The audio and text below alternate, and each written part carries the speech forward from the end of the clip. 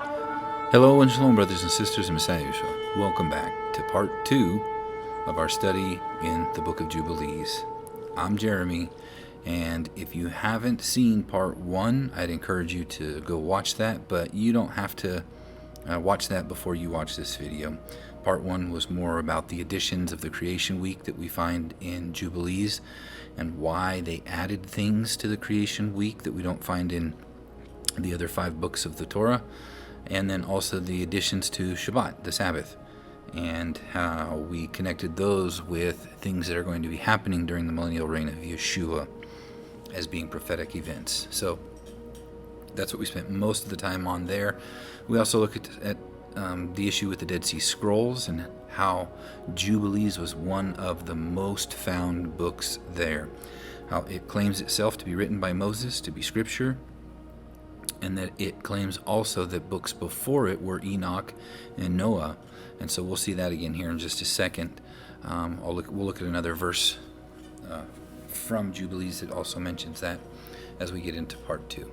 So if you haven't seen part 1, that's what that was mostly about. What we're going to focus on here is a lot of the prophecy from Jubilees and looking at the timeline and the connection of a lot of videos that are being put out today about the Jubilees and so on. How I believe a lot of them are correct, but a lot of them aren't getting it from Jubilees, and I want to show you some of the things that's found in Jubilees about these things. So with that, let's get started. All right, so like I said, Book of Jubilees in 21:10, it talks about things being found written by the books of his forefathers, the words of Enoch and the words of Noah. So Jubilees, we know, was before Yeshua came. But it claims that these books, Enoch and the Book of Noah, were before this book was written, because this book was claimed to be written by Moses on Mount Sinai, along with the other books of the Torah. All right, so talking about, as we move forward, we're going to be talking about a lot of heavenly things and understanding that I found from Jubilees, talking about the Garden of Eden and the Holy of Holies being pretty much picture of each other.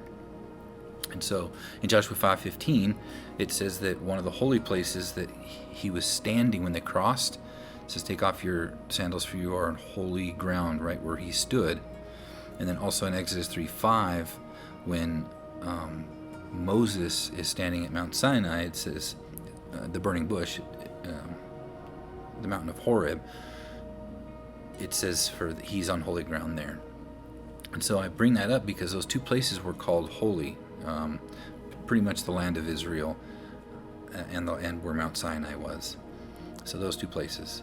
But Jubilees talks about the third, and that being the Holy of Holies, which is a picture of the garden. So in Jubilees 8:19, or depending on which version you're using, 8:30, it would say this: and he knew that the Garden of Eden is the Holy of Holies, and the dwelling of the Lord, and Mount Zion, the center of the desert, and Mount Sinai, the center of the desert, and Mount Zion, the center of the navel of the earth. These three were created as holy places facing each other. So you have the Garden of Eden, which is the Holy of Holies, Mount Sinai and Mount Zion, which are facing each other. And we see in Exodus that we just saw those two verses, Joshua and Exodus, that those were holy places as well as the Garden of Eden. In 2nd Ezra, it says this in 3:5, it says, and you gave a body unto Adam without soul, which was the workmanship of your hand, and you did breathe into him the breath of life, and he was made living before you. And you led him into paradise, which your right hand had planted before ever the earth came forward. Now, when I used to read this, I used to think that it was referring to before all of creation, when it says in Genesis 1:1, and in the beginning, God created the heavens and the earth. But Jubilees leans more towards paradise could have been created before then, but it was planted on the third day, and we're going to see that as we move forward. It says, on that day, the third day, he created for them all the seas according to their separate gathering places, and all the rivers, and the gathering of the waters in the mountains and on the earth, and all the lakes and all the dew in the earth, and the seed which is sown, and all sprouting things, and fruit-bearing trees, and trees of wood, and the Garden of Eden in Eden, and all. These 4 great works he created on the third day. So the third day is when the Garden of Eden was planted. Now that's very important because we're going to talk a lot about the third day. As we move forward, we're going to see a lot of references to the third day. And we've talked about this in the past. The last one we talked about, the third day, they had to be clean, not coming at their wives, being ready for the third day, because that's when the Jubilee trumpet sounded. That's when they went up the mountain. They met with God and so forth. But I find it interesting in the first book of Adam and Eve. Now, this is not a book that was ever found in the Dead Sea Scrolls. So I don't place this one on as high level as I would Enoch and Jubilees and the Dead Sea Scrolls, because those were found and had been written well before Yeshua came, and many of the apostles and disciples of Yeshua and early church fathers quoted from much of what we find in the Dead Sea Scrolls. However, this book, I think the oldest they have found was about the 5th century. But when you read it, there's a lot in it that I really enjoy. But I found it very interesting that it says here from the book of Adam and Eve, verse 1:1, it says, "And on the third day Elohim planted the garden in the east of the earth." So that's what we find from the book of Jubilees as well. So that agrees. It says, "On the border of the world, in eastward direction toward and beyond the rising of the sun." But what I find interesting is it goes on in chapter 4, verse 8. It says, "And Adam said to Eve, 'Look at your eyes and at mine, which before beheld messengers praising in the heavens without ceasing. Now we do not see as we did. Our eyes have become of flesh.'" They cannot see like they saw before. Adam said again to Eve, "What is our body today compared to what it was in the former days when we lived in the garden?" And it goes on to talk about the body being covered in light. What I've talked about many a times, that we're waiting for that new body, and when we will be able to see, when the Bible tells us we don't yet know what we will be, but we know we will be like him, for we will see him as he is. So I just find it interesting that this mentions on the third day, Garden of Eden was there, but they were kicked out of it. And then when that happened and they lost their covering of light, they put on the covering of skin. It's the two different words, aur versus aur. It's an a versus an ah, but then an aleph versus an ayin. But for both words, the very next letter is vav resh. So aur versus aur. Authority is light. Aur has to do with sight, the ayin, the eye. I find that very interesting. Okay, we'll stop geeking out for a moment and continue on. 2 Ezra 3:5, it says that he led them into paradise, which was created before the earth came forward. So paradise was created, but he plants the garden on day 3. And the Holy Ghost signifying, this is Hebrews 9:8, it says, the Holy Ghost is signifying that the way into the holiest of all was not yet made manifest while the first tabernacle was yet standing. So no man could go into the Holy of Holies except for the high priest. No man was able to ascend up into heaven, right? No man has ascended, though we saw that God took Enoch, he took Elijah, but neither of them ascended themselves. And it's only the high priest that was allowed to go into the Holy of Holies until Yeshua, and then the veil was rent. And so the way into the holiest of all is now made manifest and made known how we get back into the garden. All right, so laying that foundation as we move forward. All right, Jubilees 4:22. So the Garden of Eden.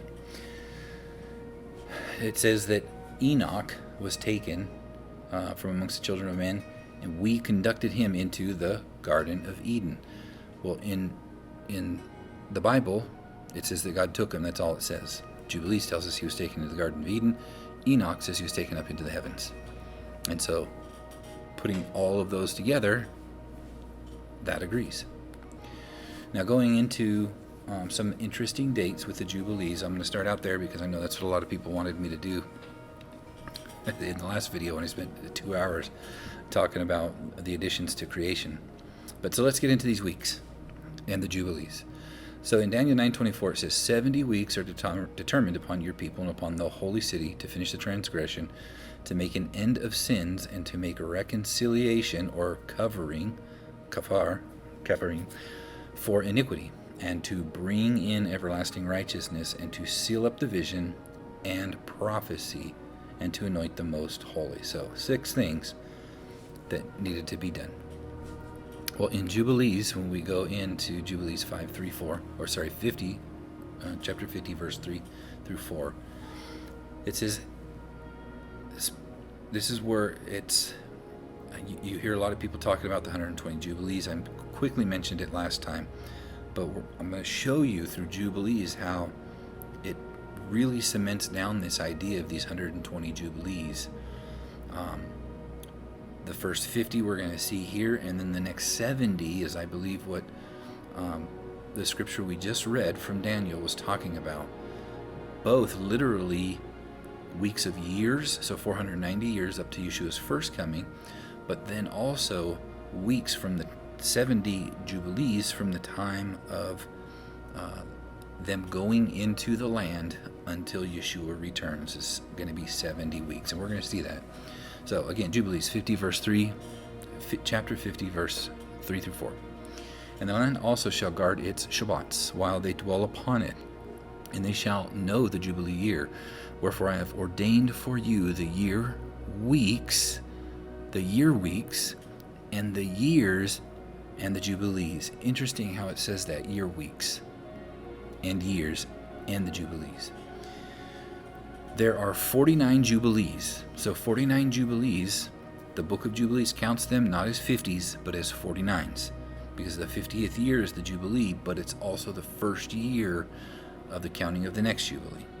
So it counts by 49s.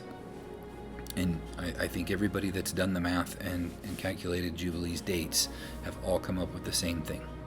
So 49 Jubilees is a period of 2,401 years. It says from the days of Adam until this day. So who is it?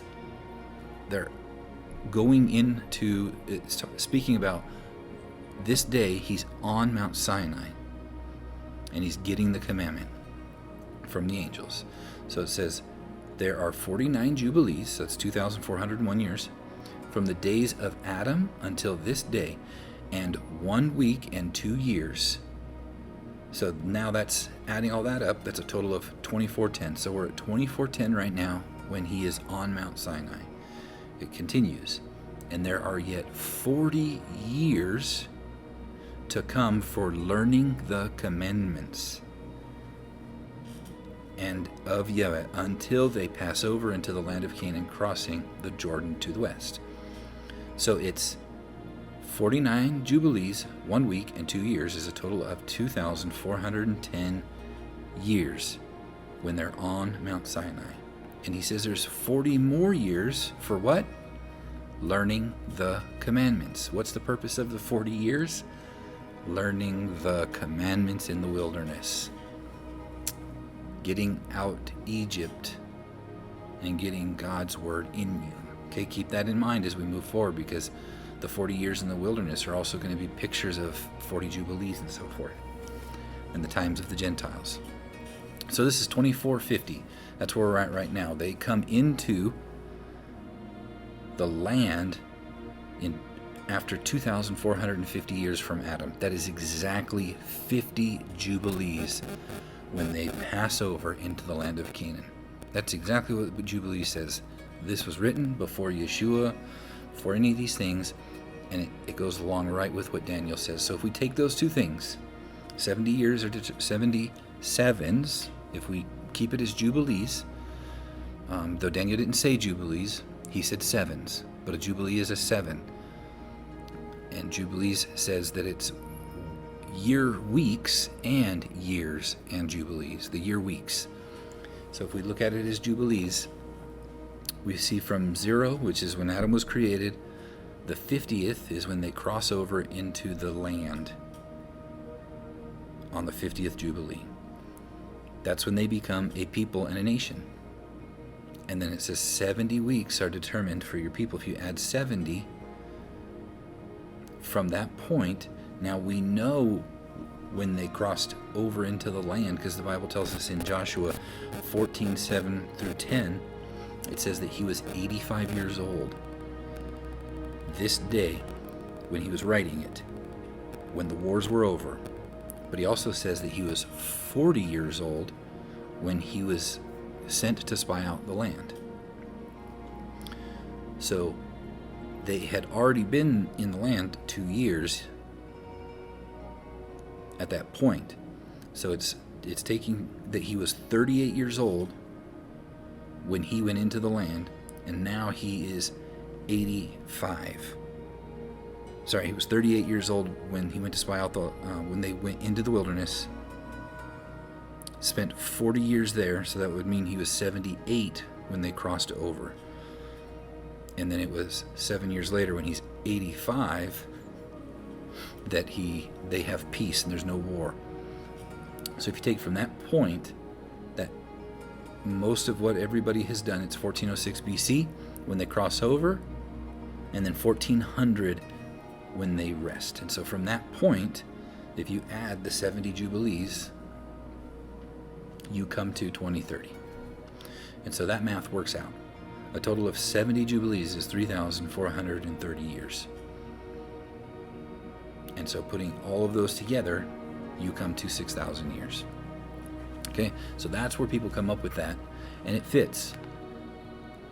Coming back to this math, 50 Jubilees, the Book of Jubilees says they exactly went into the land on the 50th Jubilee. And we know it was a Jubilee because they couldn't eat from the fruit of the land. It says when you come into the land, right? That's when you weren't supposed to eat the fruit for several years. Anyway, that's a different teaching. I didn't want to put that in here and make it too long, but we know it was a Jubilee. So they had completed the 50 Jubilees and they went into the land starting the Jubilee year. All right. So with that, let's look at we're going to look a little bit about with Moses, his life, and also going up and down Mount Sinai. So 120 Jubilees. So let's look at it. So not only does 50 and 70 equal 20 Jubilees, or 120 Jubilees, 50 from the time of Adam to when they crossed over, and then from when they crossed over till the time of Yeshua's return, like Daniel says, it was 490 years, yes, till his first coming, but 70 Jubilees for the children of Israel till he returns the second time around that time. So the math works. But now we're going to look at it as 40s. So from year 0, when Adam was created, the first 40 Jubilees, or about 2,000 years, because I know people want to count by 50s to make it exactly 2,000 years, but it's not. 40 Jubilees is 1,960 years. Now when it breaks up these 40s, I think it's breaking them up because after 40 Jubilees, events happen. And then the recounting for 40 more starts again. And so if I add one more Jubilee to 1960, that would be 2,009 years.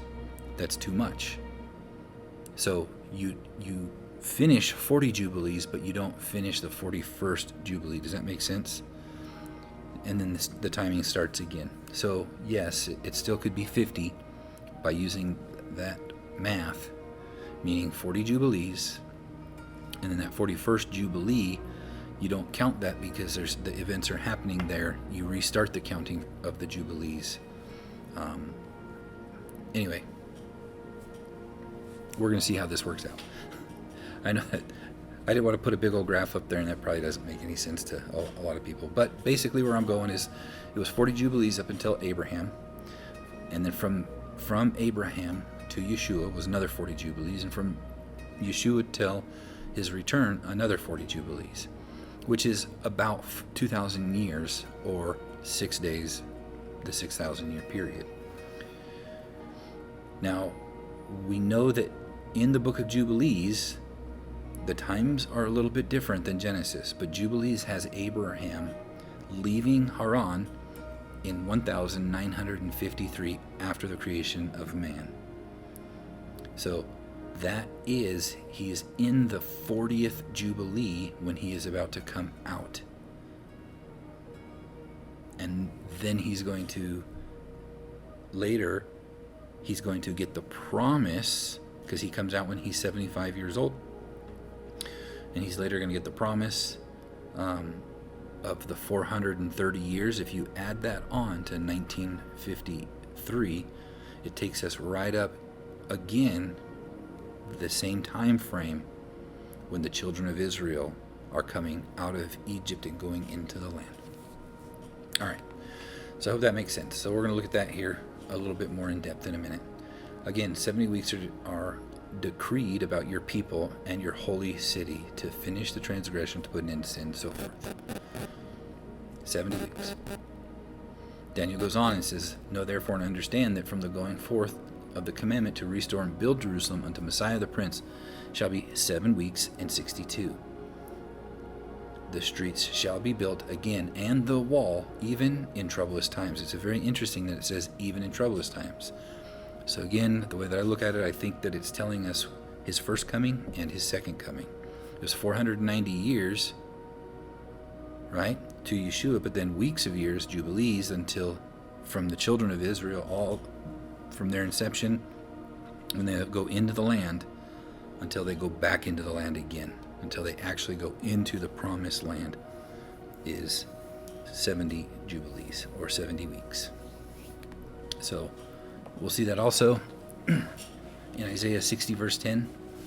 It says, "And the sons of strangers shall build up your walls, and their kings shall minister unto you, for in my wrath I smote you, but in my favor I've had mercy on you." So the sons of strangers are going to build up the walls. And we see that the prophecy is that the streets shall be built again, and the wall, even in troublous times. And from that time, now we have weeks of years, that 490, and we're going to see that. It goes on, it says, "And after 62 weeks shall Messiah be cut off, but not for himself. And the people of the prince that shall come shall destroy the city and the sanctuary, and the end thereof shall be with a flood. And unto the end of the war desolations are determined." So when Yeshua came the first time, the city and the sanctuary was destroyed, right? And the end was with a flood of the nations of people coming in and warring against him. We also see in Revelation, when Hasatan is cast down and he goes to make war with the remnant of her seed, and a flood comes out of his mouth.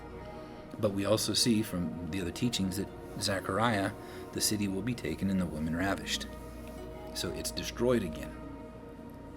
In Ephesians 2:2 it says, "Where in the time past you walked according to the course of this world, according to the prince of the power of the air, the spirit that now works in the children of disobedience." That prince is Mastema. We're going to look at that in Jubilees, who Mastema is. Okay, it says, "And he shall confirm the covenant with many for 1 week. And in the midst of the week he shall cause the sacrifice and the oblation to cease. And for the overspreading of abominations he shall make it desolate, even until the consummation. And that determined shall be poured upon the desolate." All right, so I'm not doing too much of a teaching on Daniel. I'm just trying to show that we've seen a lot of teachings about the 490 years leading up to Yeshua. But I'm also trying to show that what if those 70 weeks are also 70 Jubilees, leading from the time they went into the land up until our days in our generation? Could it be? Could it be? And I think the answer is yes. So when was that wall rebuilt? It says in the 16th century, during the reign of the Ottoman Empire, right? Who was going to build the wall? Strangers were going to build the wall. And in the region, Sultan Suleiman, the Magnificent, decided to rebuild the city walls fully, partly on the remains of the ancient walls, being built in circa 1537 to 1541. They are the walls that exist today. So it said even in troublous times, right? And from the going forth to restore and rebuild the city and the walls, we have the 490. Well, if you go if you go from 1537 plus the 490 years, that takes us to 2027. Add 3.5 years to that, takes you, or 4 years because it's 13, or 1537 to 1541. So 4 years or 3.5, interesting number, takes you to 2027 or 2030, 2031. So still saying around the same time frame. Am I reading into these things? I don't know.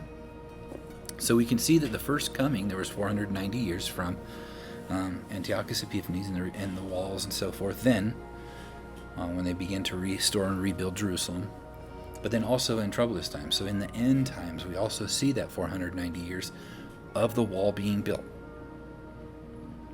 But from the time of Yeshua until that second coming, it's going to be about 40 Jubilees, 2,000 years, or because we won't finish 41 Jubilees, that would be 2009 years. And it says after 2 days. So that's in the 41st Jubilee. So 40 Jubilees is gone, but the 41st Jubilee will not complete. Again, I know people want to count by 50s to make it exactly 2,000, but that's how I look at it. Is it still 40 Jubilees if you're counting by 49, which makes it 1960, but one more Jubilee would make it 2009 years. But I don't think we make it to 2009. I don't think we finish the 41st Jubilee, if that makes sense. Okay, moving on.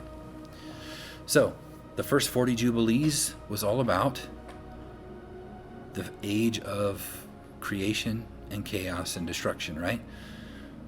There was evil only continually. The flood happened. That's what happened in the first 40 Jubilees.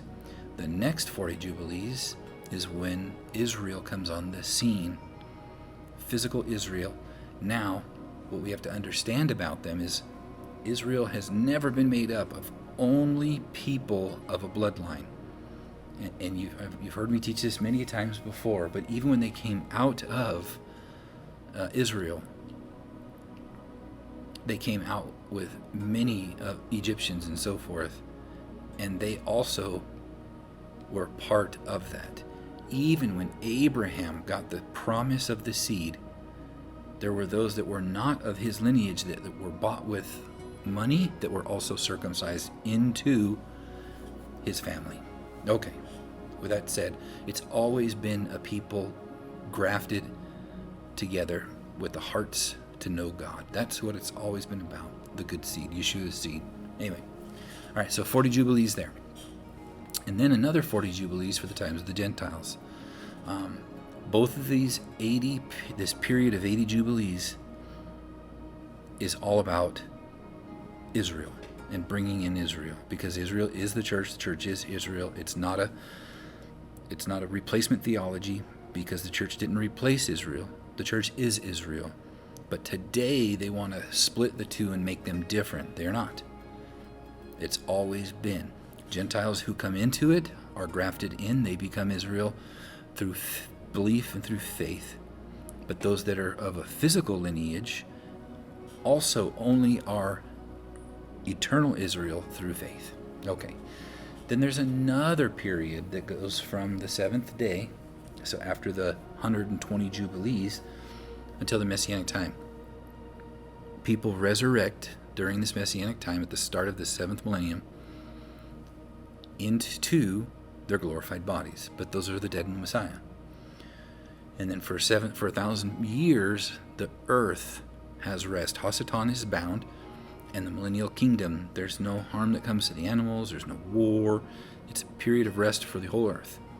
But after that, all things are made new. And we're going to see that in Book of Jubilees. It talks about it too. All things are made new. And that's when everything resets and restarts. However, Hasatan's bound. There's no more knowledge of evil. Evil is shut up. No longer ever going to happen for eternity. Everything will be good the way God intended it. So we'll see that here in a minute. All right, Jubilees 10:3. The 40 plus the 80.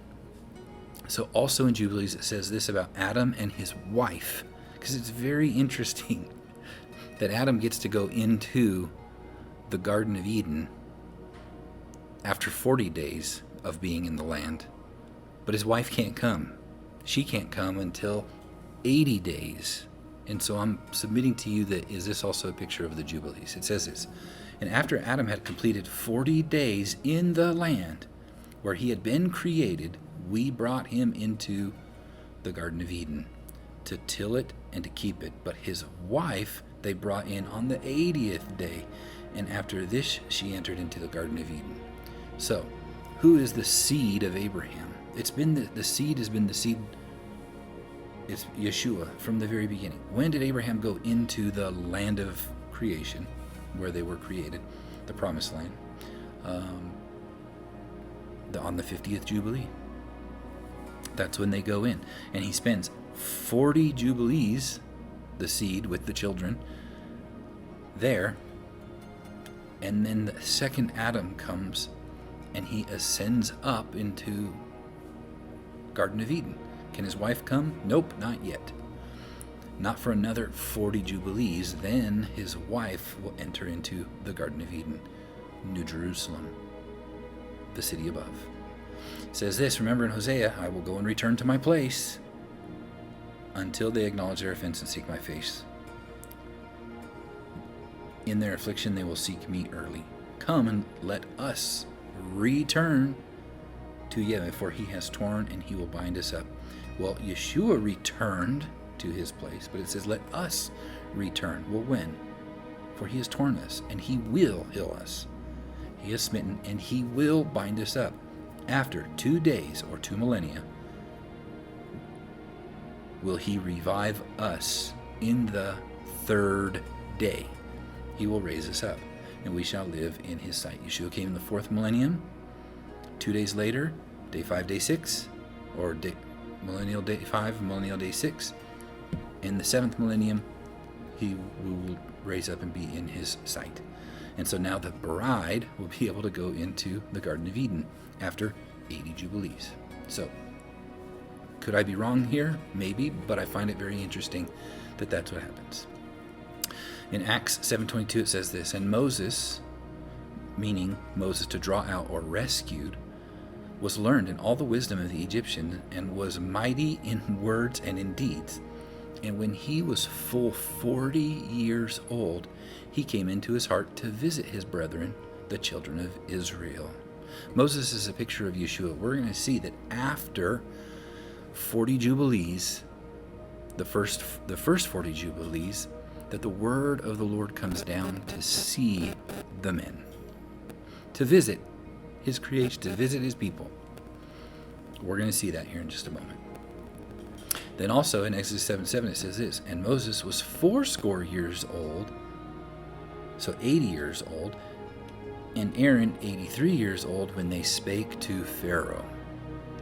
So 40 Jubilees, 40 years later, because Moses goes out into Midian, and he's there for 40 years. And then when he's 80 years old, he comes back to the children of Israel to lead them from death to life. Okay?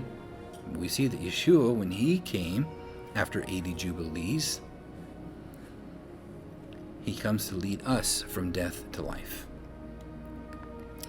And he spoke with the adversary. Anyway, and in Deuteronomy 34:7 it says, and Moses was 120 years old when he died. Now I want you to keep this in mind. All of the ages that were given about Moses are only 3 times, 40, 80, 120. Why is that? I believe it's very literal, but at the same time, all of this stuff is shadows and pictures of Yeshua and things to come. That's what the Bible tells us. And so these are allegories, I believe, of things that are coming. And Moses was 120 years old. That would be 120 would be around the 6,000 year Jubilee. When he died, his eye was not dim, nor his natural force abated, and the children of Israel wept for Moses in the plains of Moab 30 days. 30 days of weeping. Anyway, prophetic number again, 2060 or 1260 verses 1290. Moving. So the days of weeping and mourning for Moses were ended, and Joshua, the son of Nun, was full of the spirit of wisdom, For Moses had laid hands upon him, and the children of Israel hearkened to him, and did as Yahweh commanded Moses. So after the 120 years, Moses passes the mantle to Joshua, and the Spirit is on him. Joshua is the same name as Yeshua. And now it's Joshua or Yeshua that's going to take them into the promised land. Genesis 6:3, it says, and Yahweh said, my Adam? No, it should be spirit. Sorry.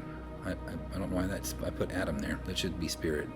My spirit shall not always strive with man, for that he also is flesh, yet his days shall be 120 years. And so we talked about this in the first one. A jubilee isn't necessarily 50 years. The year of jubilee it's a 1 year period. It's a jubilee year. It's the 50th, but it's a 1 year period. So could this be talking about 50 or 120 years as in jubilee years? So 120 jubilees. And I'm going to submit it's literal, but it's also allegorical for, yes, 120 jubilees. Because we see that pattern all throughout jubilees, Moses' life, but we're also going to see that same exact pattern in the children of Israel at Mount Sinai and doing this whole exchange. So we see that happening. Many people, I used to think that Moses went up the mountain 40 days and 40 nights only twice. But if you look a little bit closer, it's actually, many people believe it's 3 times. And I've listed the scriptures there for you to see. You can go read those, Exodus and Deuteronomy, going back and forth between the two, and then you will see that there's 3 sets of 40s. Just like we saw in Jubilees, just like we see in Moses's years, we also see these 40s in the days that he goes up and down the mountain. So the first 40 days, he's up there. They don't know where he is or if he's coming back. And they begin to eat and drink and be merry. Well, what do they tell us in the New Testament about the time before the flood? They were eating, drinking, marrying, and giving in marriage until they entered the ark. Okay? Well, it says when Moses came down the mountain, they had made a golden calf, an image, after 40 days. Well, after 40 jubilees, right, around that time, it's exactly the time that Abraham comes on the scene, and what do we find? The Tower of Babel. And it says it's an image that they are setting up. And we're going to read from the Targums that the 70 angels come down with the Word of God, with Yeshua. Well, we saw that the 70 elders went up with Moses, though they didn't go all the way up where Moses went. They couldn't ascend all the way, but they still went up the mountain. And they came back down as well. So let's see that. In Targums of Jonathan, in Genesis 11:4, it says, and they said, come, we will build us a city and a tower, and the head of it shall come to the summit of the heavens, and we will make us an image for us to worship on top of it, and put a sword in his hand to act against the array of war. What war were they talking about? Before that, we be scattered on the face of the earth. So they knew they were about to be scattered on the face of the earth, but they're trying to make this image.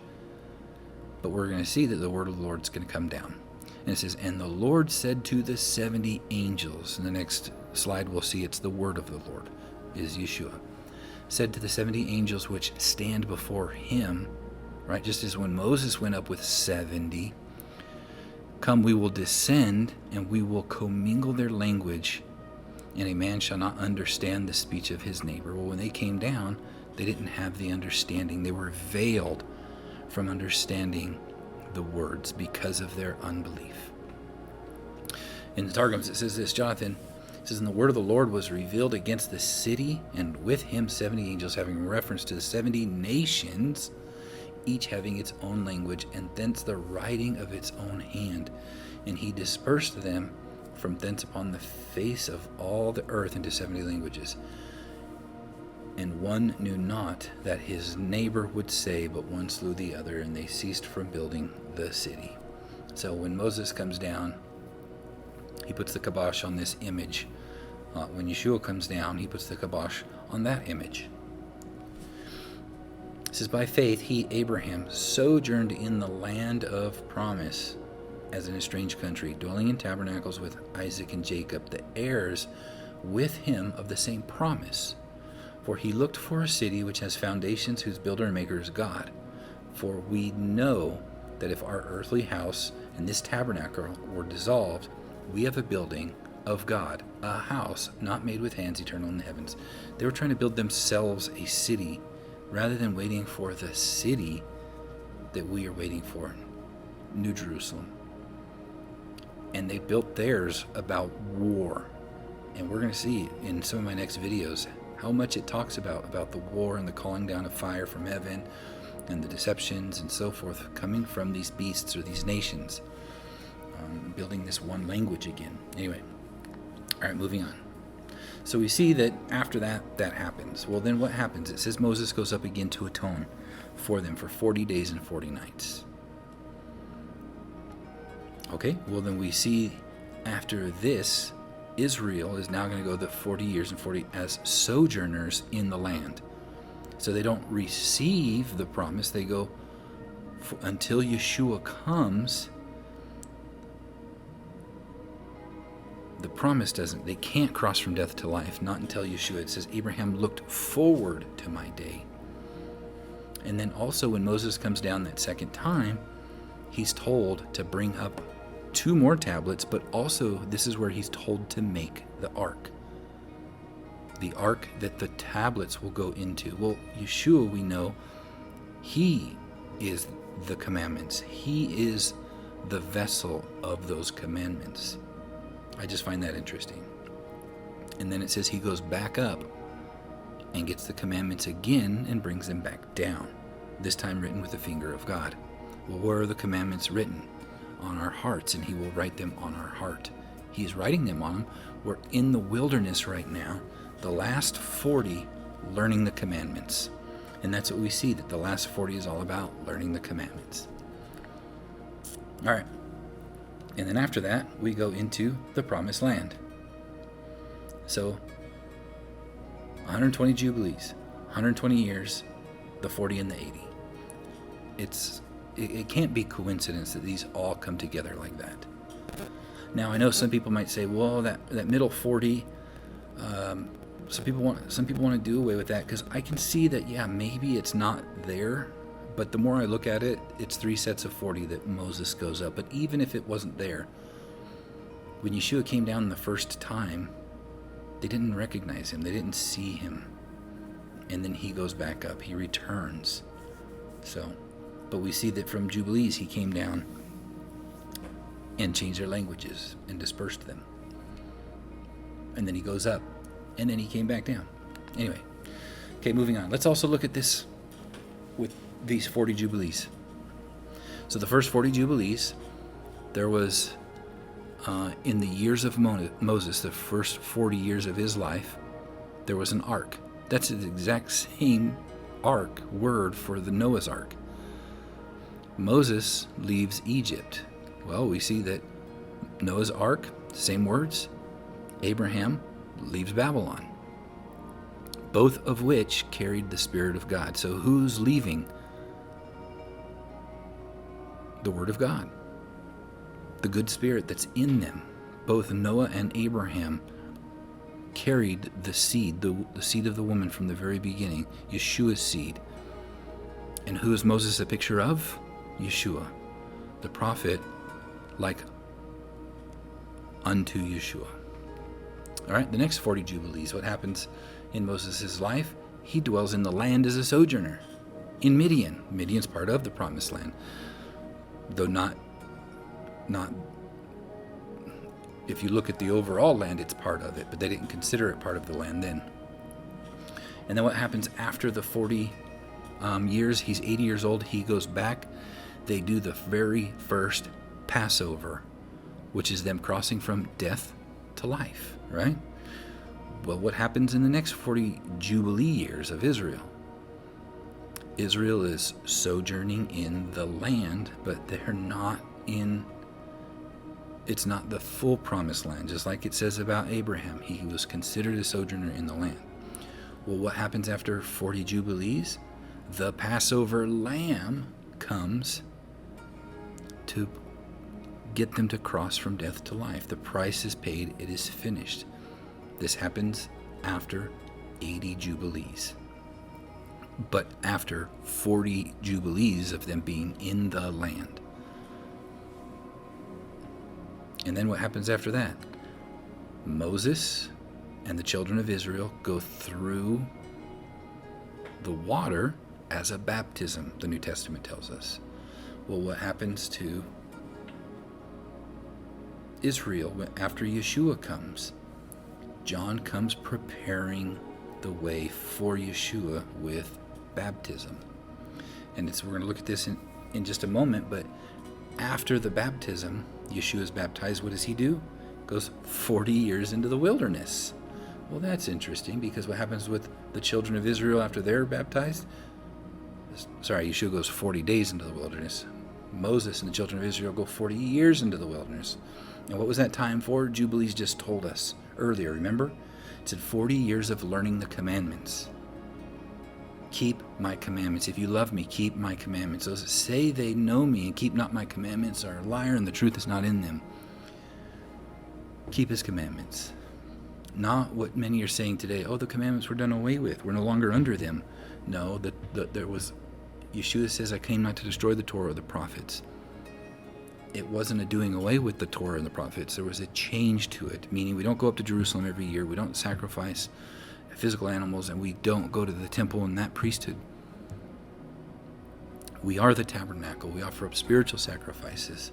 We're all over the world. Anyway, I digress.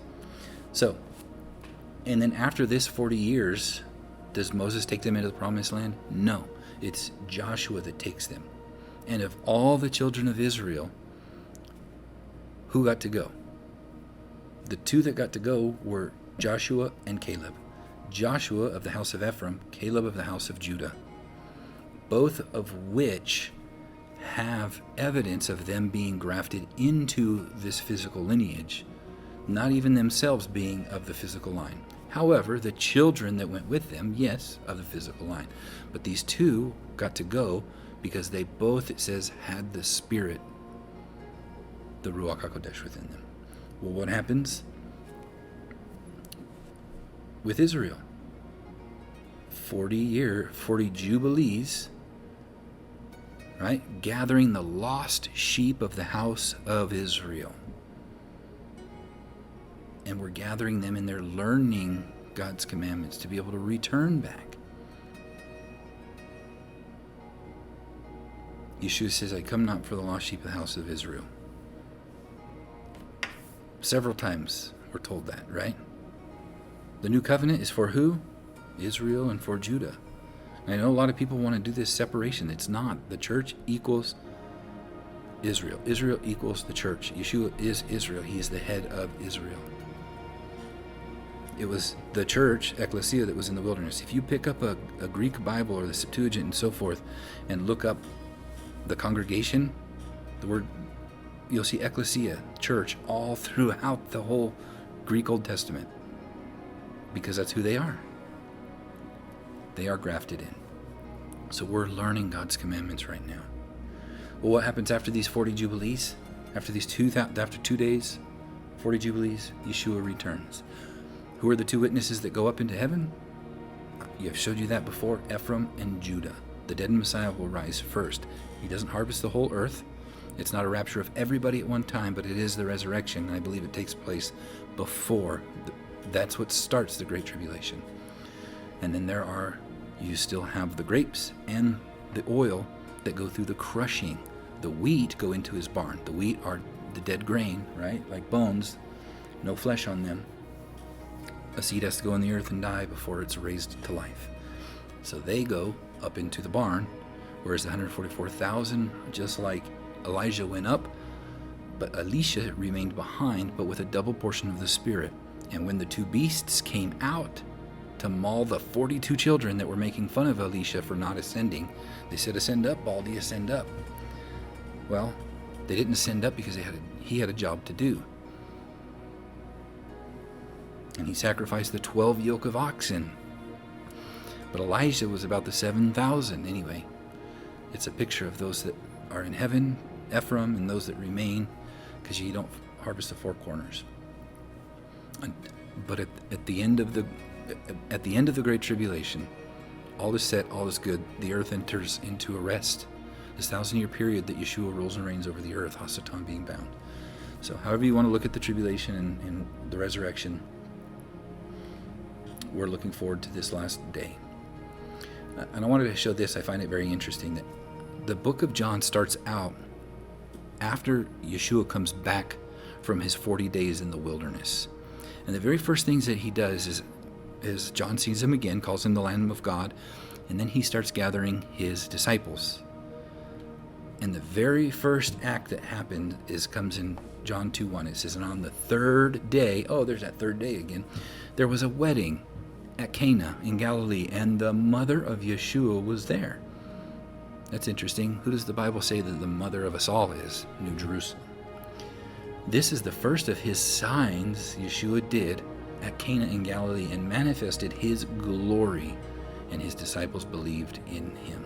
So Yeshua was manifest his glory on this third day after the 40 days in the wilderness. So again, is that another picture of the third day coming after the 40 years, Jubilee years, 2,000 years of the times of the Gentiles, when Yeshua is gathering back in the lost sheep of the house of Israel. That's what we're doing. We're working, helping. We're planting seeds. Another person is watering, and God's making the growth. And it's him who makes anything, any dry seed resurrect, come back to life. Not us. All right. Hope that helps. So, 7,000-year plan, right? It started out with the light, then the land, then the earth. Then Yeshua came as the light of the world. He died in the middle, just like the menorah. And then again, the water, the earth, and then the light returns, the seventh day. But the eighth day, you guys have heard me talk about this many times. We're going to get back into Jubilees and talking about this. The new heavens, the new earth, eternal life, his will, it'll be good, perfect, tree of life. There's no more darkness, no more night, no more evil, no pain, no tears, no sorrow, no war, no death, no sin, no sea, no tree of knowledge of good and evil, and no Satan. So we've talked about many of these things are pictures of the additional things that Jubilees adds to the Sabbath. But the New Testament tells us all these things are happening in this eighth day. And what is the eighth day? Well, our 8 is a figure 8 that's sideways. But the number 8 in Hebrew is the 8th letter of the Hebrew alphabet, which is the Het, where we get our English H. Not the He, which gives us the sound like in Ed, but the sound as in hat. And what does it mean? It means life. Eternal life, because God is the God of the living, not of the dead. So this is why I believe New Jerusalem cannot come down until after this part. And I know there's some brothers and sisters that believe that New Jerusalem comes down to the earth during the millennial reign. I don't believe that is the case. I believe it remains in heaven, but it therefore may be visible to all people during this time and able to see it. But outside will be the murderers and so forth, and the liars, and they can't enter it, but they will be able to see it, I think. But it's not until after, when all things are made new, that now it can come down, because there's no more death. And that's the last enemy that has to go away, is death, because God is the God of the living. And New Jerusalem is all about eternal life. Okay. So let's go real quick to the Epistle of Barnabas. Just before I go into this, I've told you many times, this 7-day teaching and the 8th day and the millennial reign and the creation week, the millennial days of creation, I came up with these years before I ever even knew about the Epistle of Barnabas.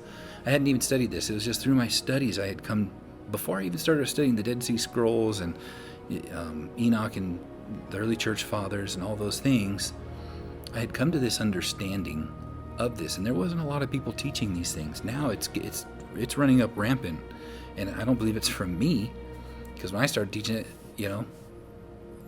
I hadn't heard for years of anybody, and then I came across one more person, and for a while people thought we were crazy. And now everybody's seeing it. That's not me. I believe that's the Spirit revealing these things to us. But when I found Barnabas, I was like, no way, that this was there the whole time. And nobody talks about this epistle because they want to say, oh, it's not really the real Barnabas. But it is a Barnabas. They know it's from the years of 70 to 132. But I think the majority now believe that this was the Barnabas that was with Paul. But anyway, it says this about the Sabbath. It goes on, he mentioned the beginning of creation, and God made in 6 days the works of his hands, and made an end on the seventh day, and rested on it, and sanctified it. Attend, my children, to the meaning of this expression. Now, real quick, the epistle of Barnabas at the very beginning says, look, I'm not going to talk in allegory or anything. I'm just going to tell you straight. I'm paraphrasing what he says, but that's pretty much what he says. What these things mean. They're literal, but there's also allegory to them. And he's given us that allegory, ultimately, what it means. And he says, he finished in 6 days. This implies that the Lord will finish all things in 6,000 years.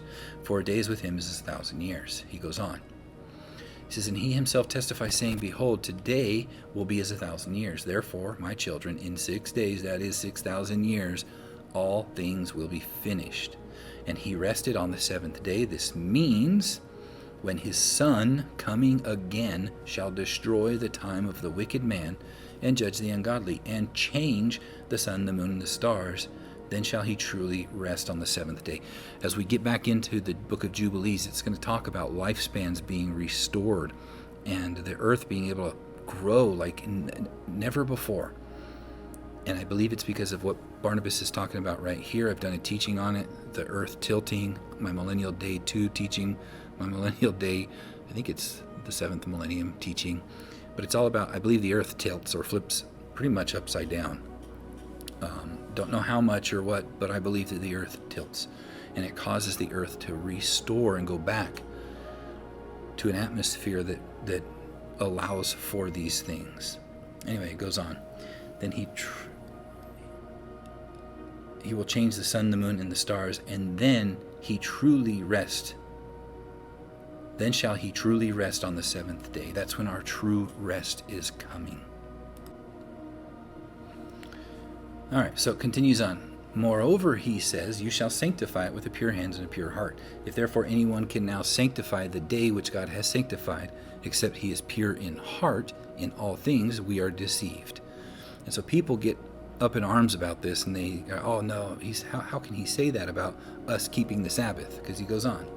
Behold, therefore, certainly, then one properly resting sanctifies it when we ourselves, having received the promise, wickedness no longer existing, and all things having been made new by the Lord, shall be able to work righteousness. So until we put on our new body, which wickedness is gone from, and have a pure heart, we will look at the circumcision of the heart coming from Jubilees here in a moment. On the 8th day, that's cut off for all mankind, but during Shabbat, Yeshua's people will be able to properly rest because they will have received the promise. He goes on. All things then we shall be able to sanctify it, having been first sanctified ourselves. So all he's saying is, look, we're keeping the Sabbath, but we can't truly keep it until we are sanctified. And he goes on and explains why. And he says, further, he says to them, your new moons, your Sabbaths I cannot endure. He's quoting from Isaiah 1:13. He says, you perceive how he speaks. Your present Sabbaths are not acceptable to me, but that is which I have made, namely this. When giving rest to all things. When does rest to all things come? The Shabbat millennium. All things. And we've seen this before. The animals aren't even killed or anything.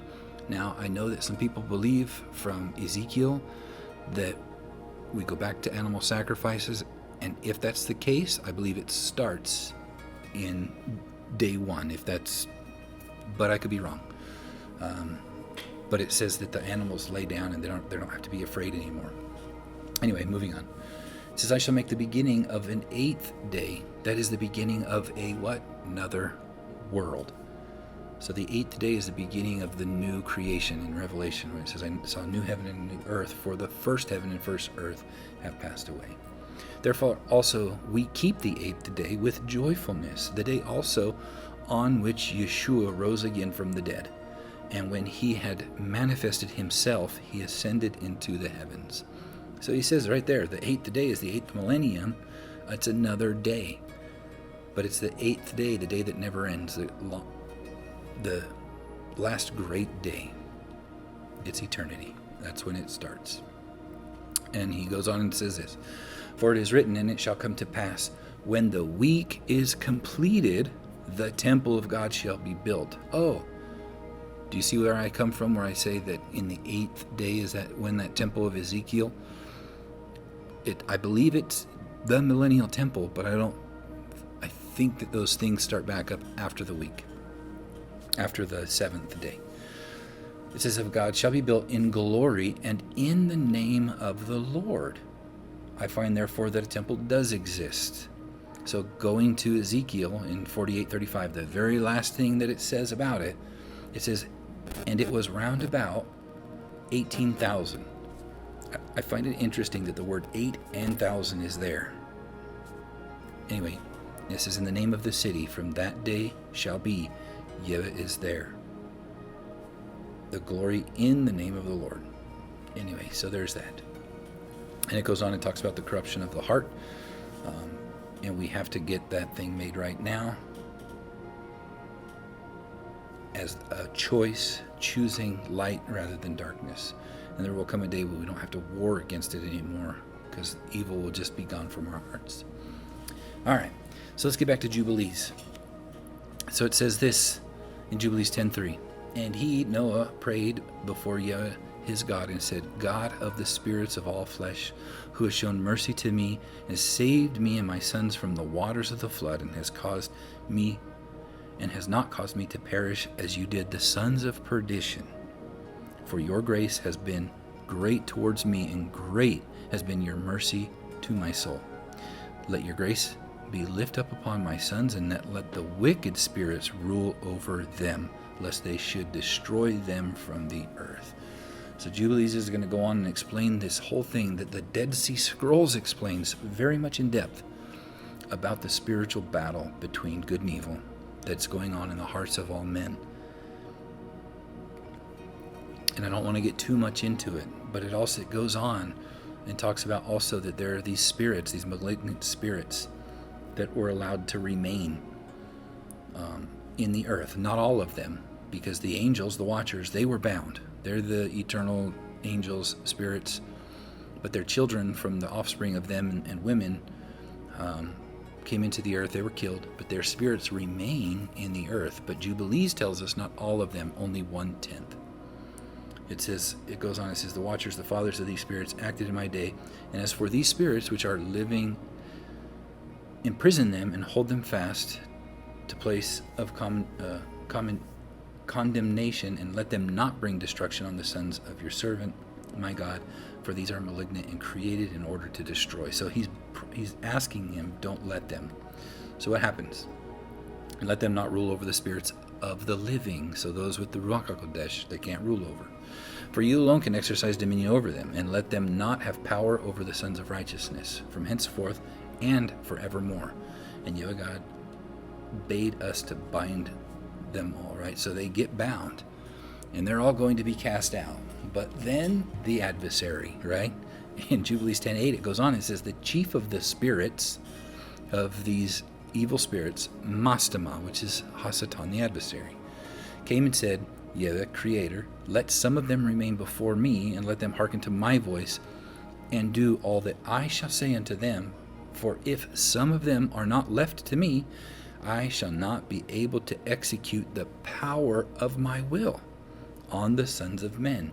For these are for corruption and leading astray before my judgment, for great is wickedness of the sons of men. Pretty powerful.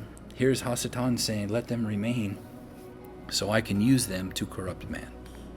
Well, it goes on and says, and then he said, let the 10th part of them remain before him, and let 9 parts descend into the place of condemnation. So only 1/10 is allowed to remain of all of them, and the rest of them were bound. But we see in the book of Revelation that evil spirits are coming out of the earth at this time.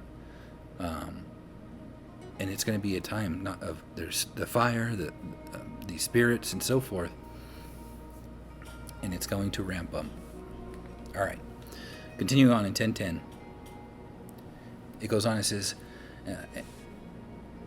"And of us he commanded that we should teach Noah all their medicines." So there were medicines to get rid of them. Now, not all. The Bible talks about anger and hate and lust and greed, all these things as evil spirits as well. But these other spirits, I believe, are something that messes with your mind.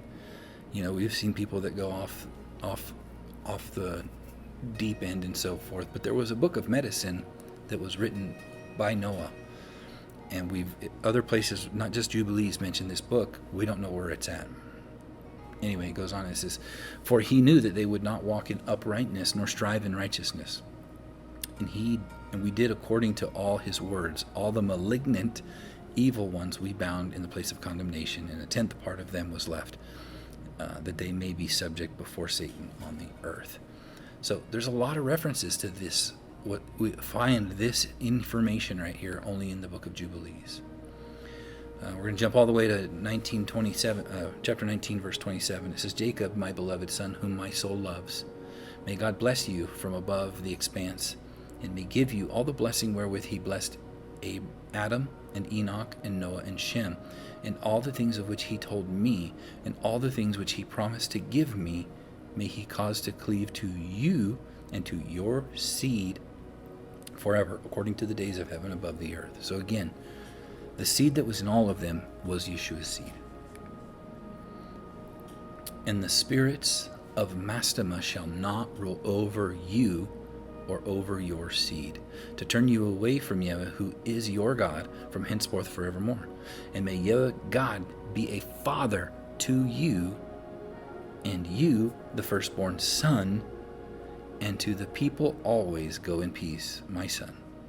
And they both went forth together from Abraham." So these spirits it was laid down, right? And we looked at this from last time, right? If you obey God and resist the adversary, he has to flee from you, and he will. But if you walk out disobedience, these spirits can come in and wreak havoc. But when Yeshua's Spirit dwells in you in love and joy, peace, patience, these are the fruits of the Spirit. They have no rule over you. In chapter 25, verse 11, it says, "And thereupon she," speaking of Rebekah, "lifted up her face toward heaven, extended her fingers of her hands, and opened her mouth, and blessed the Most High, who had created the heavens and the earth. And she gave him thanks and praise." These are our spiritual sacrifices. The New Testament tells us this. And these things, it says that Rebekah, when she prayed, she looked up to heaven, and she spread her hands out above her head, and she praised and thanked God. It's one of the reasons why a lot of us sing in the congregations. In 25, verse 12, "And she said, Blessed be Yahweh God, and may his holy name be blessed forever and ever, who has given me Jacob as a pure son and a holy seed. For he is yours, and yours shall his seed be continually, and throughout all the generations forevermore." Was that seed passed down to Ishmael or to Esau? No. Again, it's not the physical seed. It is the good seed. It's Yeshua's seed in them. Jubilees 25:13. "Bless him, O Yahweh, and place in my mouth the blessing of righteousness, that I may bless him. And at that hour, when the spirit of righteousness descended into her mouth, she placed both hands on the head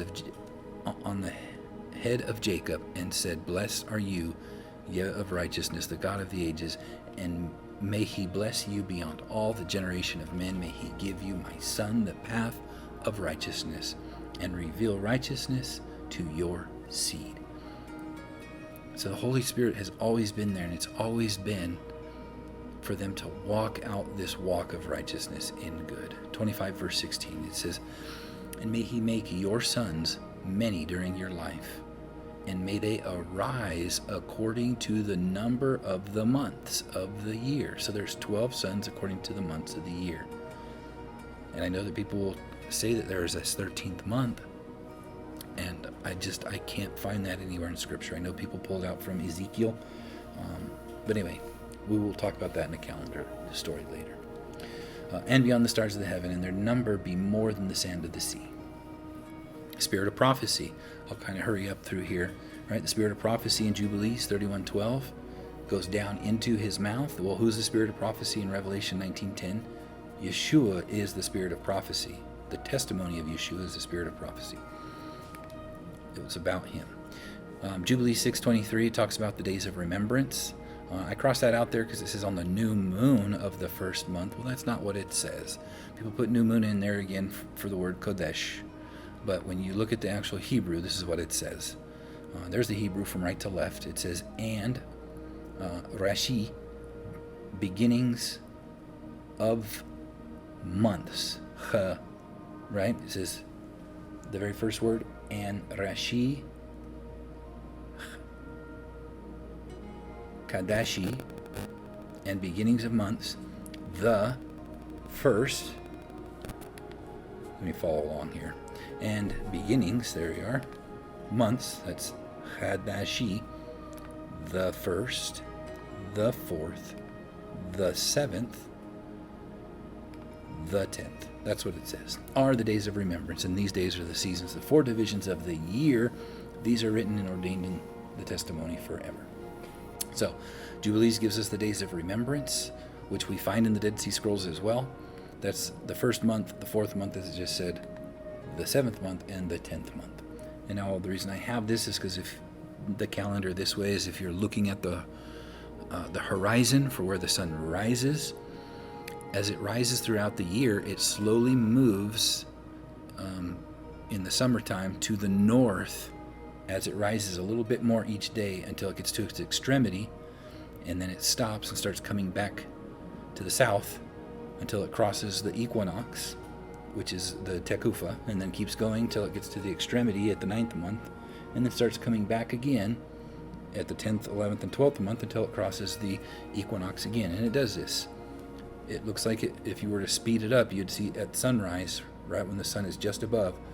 If you had a fast forward button through the year, you'd just see it going back and forth to the left and right, north and south, the north and south, the north and south throughout the year.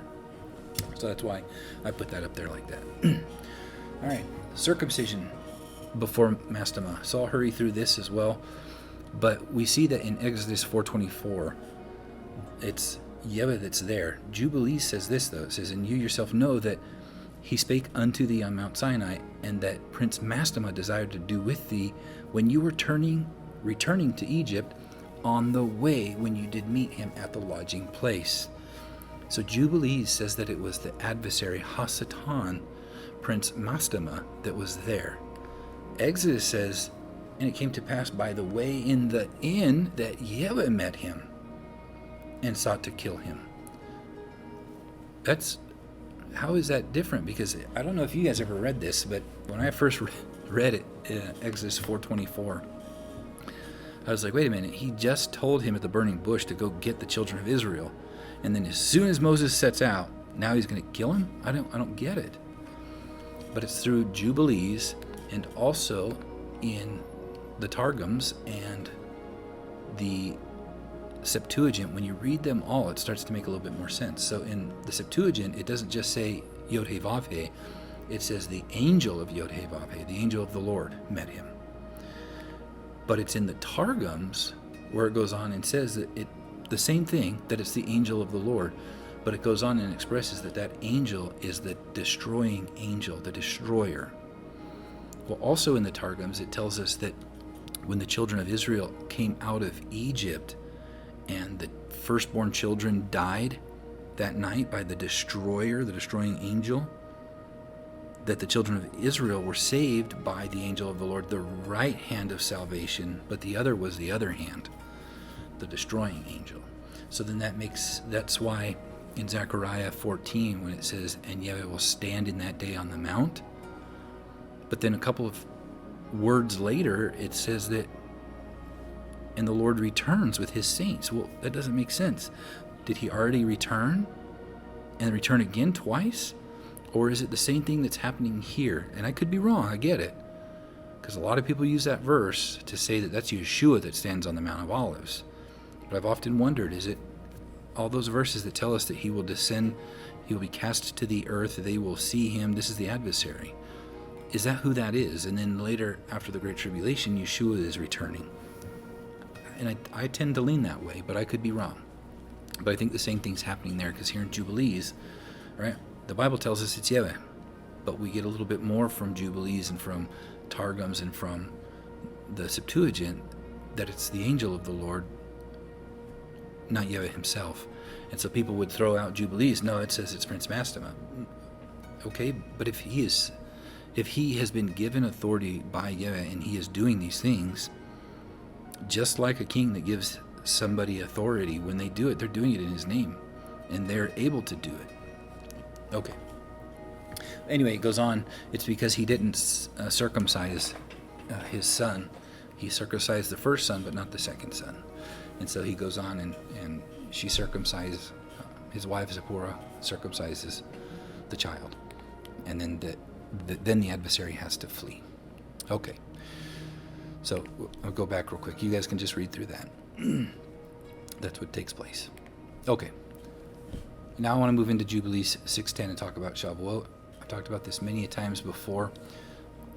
In Jubilees, all of the covenants that we hear about in the New Testament are always done on Shavuot. That's what we read in Jubilees. It says here, and Noah and his sons swore that they would not eat any blood that was in any flesh, and he cut a covenant before Yahweh the God forever throughout all the generations and the earth in this month, the third month. This is when Shavuot takes place, is in the third month. And on this covenant he spake to you that you should cut a covenant with the children of Israel in this month upon the mountain with an oath, and that they should sprinkle blood upon them because of all the words of the covenant which Yahweh had made with them forever. So this is why they're going to make the covenant. And he's going to tell you that what's happening on Mount Sinai, it is on Shavuot. It goes on and it says this about this. I'm not completely going in order. I'm showing you all the places about Shavuot and Jubilees.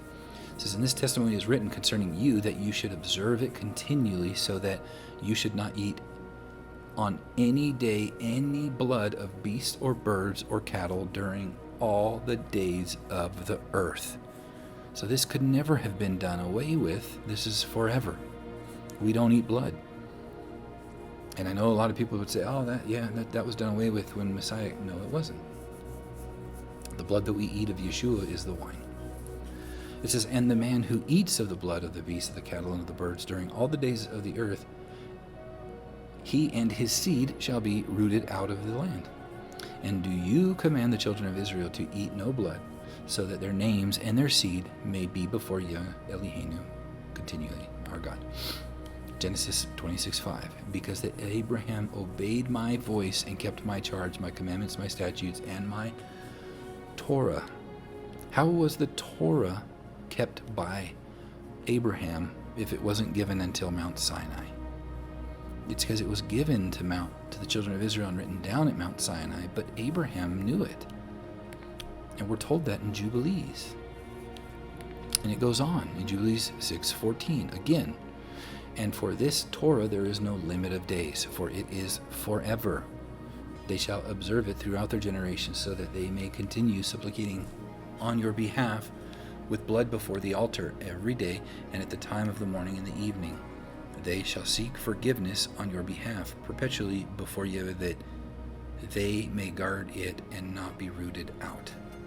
All right, so they don't eat blood. And the morning and the evening offering, right? Yeshua was the morning offering that went up at the 9 o'clock hour, or the third hour of the day, and he died at the evening hour, or the the 3 o'clock, or the 9th hour. So he was the morning and the evening offering. Jubilees 6:15, it says, and he gave to Noah and his sons a sign that there should not again be a flood on the earth. And he set his bow in the cloud for a sign of an eternal covenant. Again, this is all happening on Shavuot. How do I know? Because it says, and there should not again be a flood on the earth to destroy it all the days of the earth. For this reason it is ordained and written on the heavenly tablets that they should celebrate the feast of Shavuot in this month once a year to renew the covenant every year. The covenant that they don't eat blood and that the earth would not be destroyed. But what's the bow? I find the interest that the bow, right, when you look at a rainbow, it breaks up all the 7 colors of white light. And you put all of those colors, the 7 colors together, you get white light. And I find that super interesting because the 7 spirits of Yeshua's spirit make up the white light, and he is the light. Anyway, I just find that very interesting. His word is truth, sharper than any two-edged sword. So also on Shavuot, it says, in this the feast celebrated in heaven from the day of creation. A lot of people believe that creation happened actually on Shavuot, and that it will be renewed on Shavuot. So till the days of Noah, 26 jubilees and 5 weeks of years, Noah and his sons observed it for 7 jubilees and 1 week of years, till the days of Noah's death. And from the day of Noah's death, his sons did away with it until the days of Abraham. And they ate blood, but Abraham observed it, and Isaac and Jacob and his children observed it up to your days. And in your days the children of Israel forgot it until you celebrated it anew on this mountain. So there it is. You see, he's telling you that they did. When we read Exodus, we don't see that they are actually celebrating Shavuot on the mountain. But what we do is that here we see that they blew the Jubilee trumpet. But Jubilees is telling us plain out, it was on Shavuot that they were at the base of the mountain on Shavuot when he ascended up. Jubilees 15:1 says this about the Feast of Weeks. It says, in the 5th year, in the 4th month, in this Jubilee, in the 3rd month, in the middle of the month. So we're never given a day for Shavuot. Never. In the Dead Sea Scrolls, they put it on the 15th day of the 3rd month. I believe it's because of this verse, and also one in Exodus when it says they came, they were at the mount the same day they came out of Egypt was the 15th day of the 1st month. So a lot of people believe it's the 15th day of the 3rd month. Anyway, but it just says in the middle of the month. I've not found anywhere that actually says Shavuot has a certain day. All the other feasts have a day that they're on. Shavuot is a counting. You have to count up to this point. It's interesting. We're counting jubilees. That's what this all is about. Okay, in the middle of the month, Abraham celebrated the feast of the first fruits of the grain harvest. Right? He celebrated the Bikurim. The Reshit Bikurim is what happened to Yeshua. He was the dead Messiah who rose first. And then the first fruits of the grain harvest. Where does the grain go? The wheat go into the barn. Anyway. And he offered new offerings on the altar. The first fruits of the produce to Yahweh, a heifer, a goat, and a sheep on the altar as an ascending smoke sacrifice to Yahweh, their fruit offering and their drink offerings he offered upon the altar with frankincense. Another one of the things, when Yeshua came, frankincense and myrrh. He goes on, and Yahweh appeared to Abraham and said to him, I am El Shaddai, walk before me and be perfect. And I will make my covenant between me and you, and I will multiply you exceedingly. And Abraham fell on his face, and Elohim talked with him and said, behold, my ordinance is with you, and you shall be the father of many Goy, nations, Gentiles. The father of many Gentile nations. Neither shall your name anymore be called Abraham, but your name from this day forward forever shall be Abraham. The hay is given to his name, and he now becomes Abraham. For the father of many nations have I made you. So again, it's the same thing that we see from Genesis. He's the father of many nations. It says those that bless you will be blessed, those that curse you will be cursed. Well, if we're talking about the physical line of Abraham, because everybody says that, when they're talking about Israel, well, I won't curse Israel because those are his people.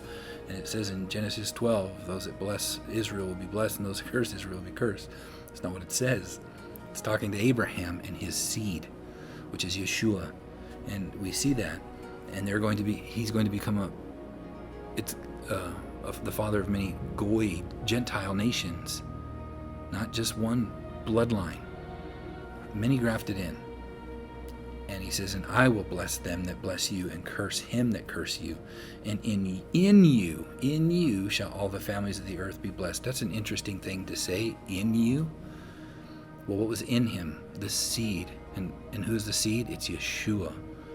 Because if this were talking about the physical seed of Abraham, to include the physical line which became Israel, well, what about all the other children that came from Abraham? Or what about Ishmael and Esau? They come from Abraham as well. Were they blessed? Well, they were. But there's also more. So today, when people say, I won't say that, well, Arabs are from Abraham too. Do they count? Well, they would say no for them. Anyway, I digress again. Let's move on. All right. In Genesis 22:18, it says, and in your seed shall all the nations of the earth be blessed, because you have obeyed my voice. So in you, he says, and that what was in him is the seed, not the physical seed, but the seed, the spiritual seed, Yeshua. Okay. Continuing on. That this covenant is forever. And just like the New Testament tells us that Abraham was in the land of promise as a sojourner, if you continue down to verse 10, this is it's the eternal covenant. It says, and to the land where you have been a sojourner, the land of Canaan, that you may possess it forever. So do you see that in the Book of Jubilees, Abraham is being told that he's a sojourner in the land of promise? Well, when was he going to receive the promise? In the resurrection, in the new creation, forever. Not of this world. Abraham looked for a city not built with man's hands, but eternal in the heavens. Circumcision. I wanted to point this out. I'm not going to read through all these. I know it takes too much time going through it, but I want you to see that almost towards the end of verse 11 here, it says, and circumcise your foreskins, and it shall be a sign of an eternal covenant between me and you. And the child on the 8th day you shall circumcise. You see how the eternal and the 8th go together, like we just read from the Epistle of Barnabas. The 8th day is the eternal covenant. And it's a picture. It's there. It's in the circumcision commandment. And ultimately, what are we supposed to circumcise? Our hearts. It goes on in here and says, it shall be in your flesh an eternal ordinance. And the uncircumcised male who is not circumcised in the flesh of the foreskin, on the 8th day, that soul, the soul, shall be cut off from his people, for he has broken my covenant. So those that are not circumcised in the flesh of the foreskin of their hearts will not receive the eternal promise. Deuteronomy 10:16. Circumcise therefore the foreskin of your heart, and be no more stiff-necked. You have to turn from darkness to light, to his way. The birth, Sarah is on Shavuot, is promised the birth of a son. This is when that comes. It's on Shavuot. The promise is there, right? That she will have a son. And it goes on and tells us in verse 18, in these days in the next year. These days, what was the day? It was Shavuot. That's when all this is going on. But I find it interesting here in all of this. Again, he tells them 12 princes are going to come from him. But all these names here, we have Sarah and Ishmael. But I don't know if you've looked at these words, Shara, right? She was Shari, and then she was given the hay, and then she became Shara when she received the Spirit. Well, the son that was not of the promise is Ishamal. Ishamal. The only difference between that and the word Israel is instead of the mem and the ayin, you take that out and you insert the resh for the head, and now you have Israel. So, who's our head? Yeshua. But the mem has to do with waters, and the ayin has to do with the eye. Anyway, I find that interesting that Ishamal and Isharal, there's only these letter differences, but they both stem from Sarah Shareh, or the word upright, Ishar. Ishar is upright, and El is God. Anyway, I just wanted to point that out. So those days, it's Shavuot. And on the self-same day was Abraham circumcised. So he was circumcised on Shavuot. So if what we read from Jubilees, that they celebrated Shavuot from the creation, was that them saying that it was created on Shavuot, and the circumcision, the new heavens and new earth, will take place on Shavuot? Could be. And then also we're going to see the birth, the promise of the birth takes place on Shavuot. And we'll see that here in just a moment. Because it's a Torah, a teaching, and an instruction forever. And it's also for the stranger that is bought with money, it says, right? Right there in verse 24. And whom he had bought from the children of the stranger, they were also circumcised with him. So it's not just a bloodline, it is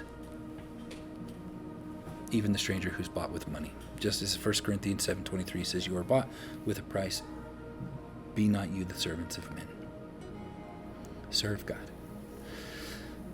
The eighth day, we talked about that again. If you're not circumcised, the eighth day, it's destruction. And you'll be slain from the earth and be rooted out of the earth. It says there in the very last sentences. So you're taken out of the earth on the eighth day. All right. And that's, I believe, when the great white throne judgment happens, and the sheep and goats, those on the left go into eternal destruction, those on the right go in to the place prepared. I've talked about that before. I don't believe that the sheep on the right are those that are the dead Messiah that rule and reign during the millennial reign. I believe those are they that gave drinks to the water, that showed forth, right, when Yeshua says, even those that give to the least of these, my little ones, a drink of water will not lose their reward. So those are the people that had the good heart, but necessarily won't resurrect during the seventh millennium, but will go into eternity. Anyway, again, I digress. So the last thing I wanted to talk about was the birth. I think it is super amazing in Jubilees 16:12. It says this, and in the middle of the 6th month.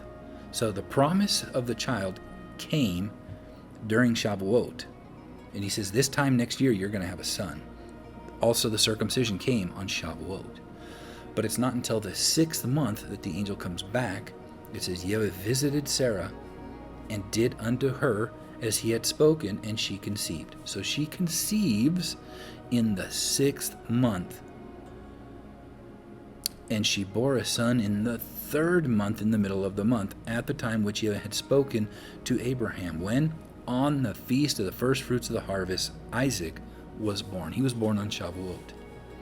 Well, I find it very interesting that the promised son also in the New Testament, what does it say in Luke 1:26?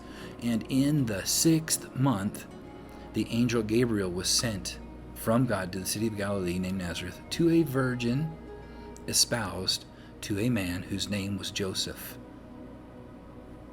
of the house of David, and the virgin's name was Mary. And behold, you shall conceive in your womb and bring forth a son, and shall call his name.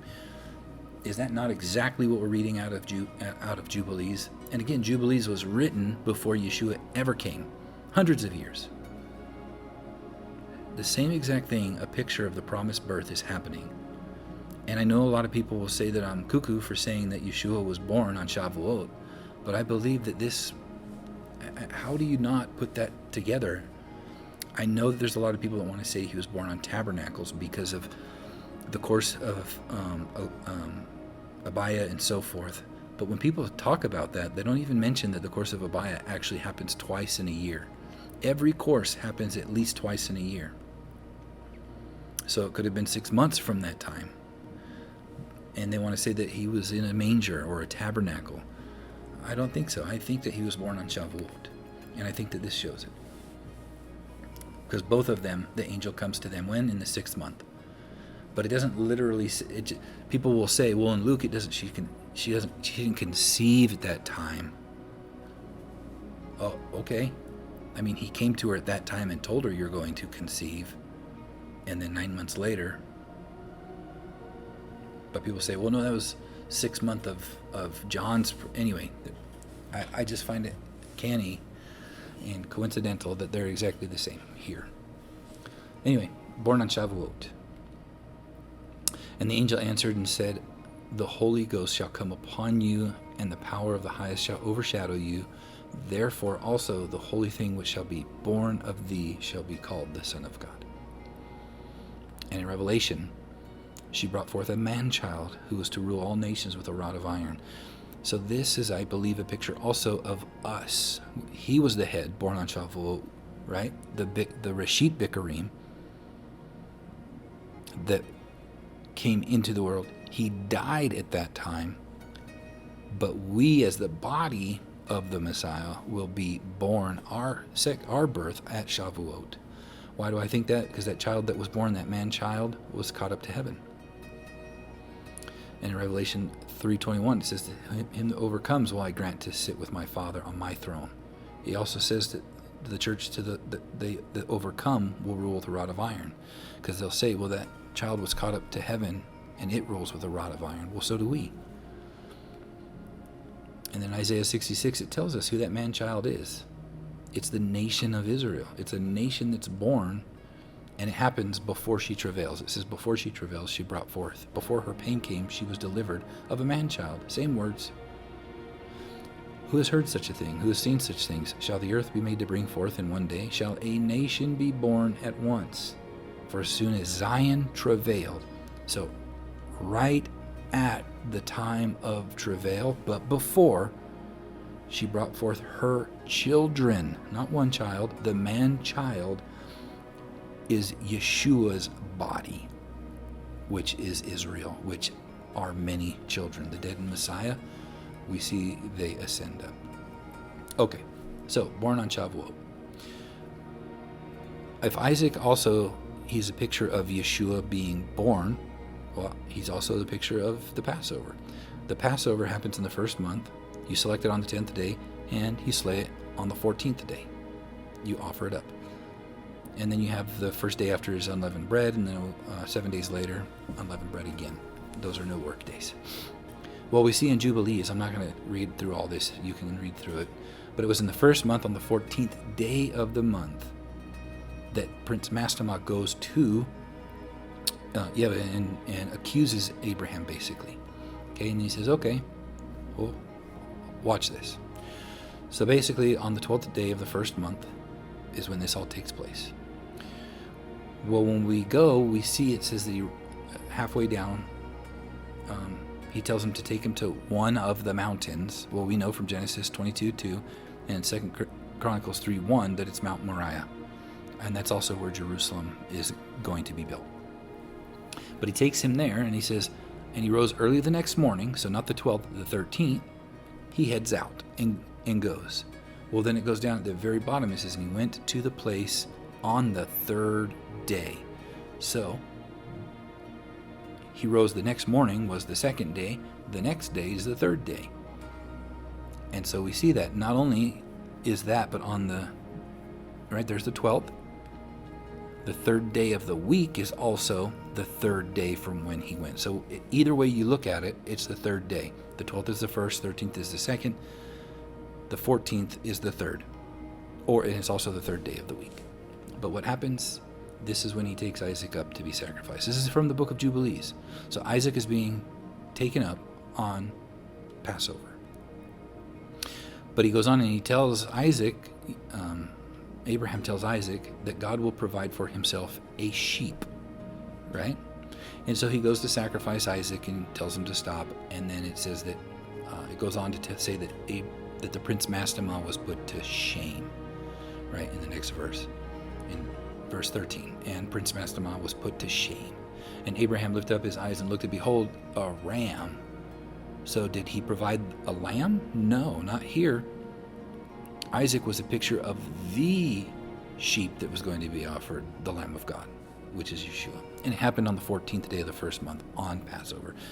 So you can see, if Isaac's death was a picture of Yeshua's death, then why not his birth, also a picture of his birth? Okay, the promised son. And us being the body of Messiah will raise to life, not when Yeshua rose, because Yeshua was the head. He was the reshit, the head, bikurim, first fruits, the head of the first fruits. But we, during Shavuot, are the body of the resurrection, the bikurim. Okay. Also says this about the Passover in the Septuagint.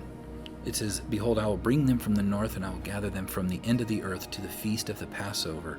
And the people shall beget a great multitude," right? A multitude that no man could number. "And they shall return here." Where are we trying to return to? Back to the Garden of Eden. In Luke, it also tells us, "With desire I have desired to eat this Passover with you before I suffer.